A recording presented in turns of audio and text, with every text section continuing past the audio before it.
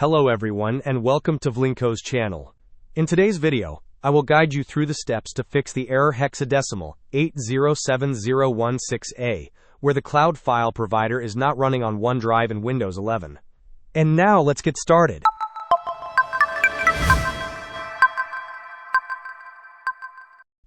First, we need to check the OneDrive server status.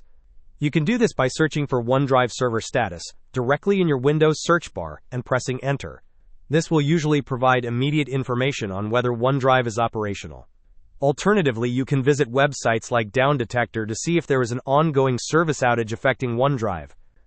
If the server status is fine and you are still encountering the issue, we will proceed to reset OneDrive. Open Run by searching for it in the Start menu, or press Windows key plus R.